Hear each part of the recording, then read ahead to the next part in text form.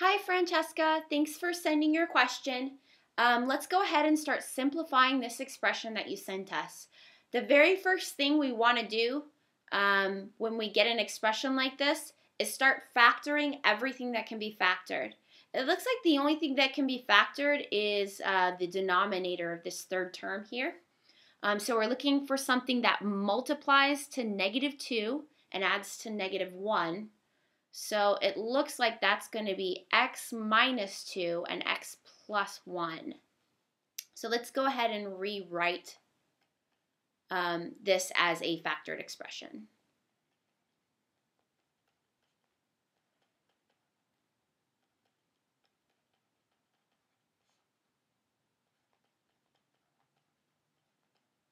Whoops. Okay. The next thing we want to do when we have an expression like this is every time we add or subtract fractions, we always need a least common denominator. It looks like over here we have a factor of x plus 1, and in here we have a factor of x minus 2. It looks like our denominator is going to be x minus 2 times x plus 1. So let's go ahead and write that down. So that's the denominator we want to get on the bottom of all of these terms. So to get an x minus 2 on the bottom of this first term, I just need to multiply the top and bottom by x minus 2. So I'll have x minus 2 over x plus 1 times x minus 2. To get an x plus 1 on the bottom of this second term, I just do the same thing. So it'll be x plus 1 on the top and x plus 1 on the bottom. And the third term already has that LCD, so we don't need to do anything to it.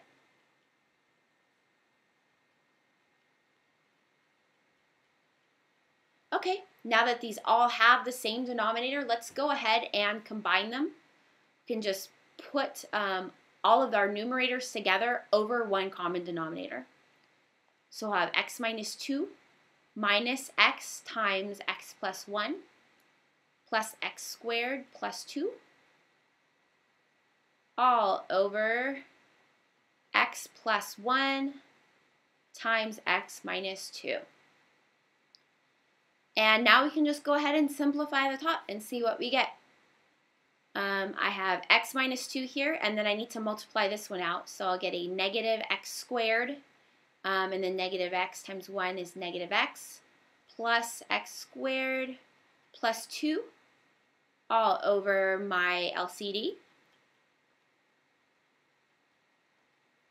And if you look here, something kind of odd's going on. Look, our x squareds cancel out. We have a negative x squared and a positive x squared. We have a positive x and a negative x, so those will cancel out. And we have a positive 2 and a negative 2, so those will cancel out. So what we end up with is 0 over x plus 1 times x minus 2, which of course is just equal to 0, which is what this problem simplifies to. So thanks again for your question, Francesca, and I look forward to answering more of your questions using Snap Math in the future.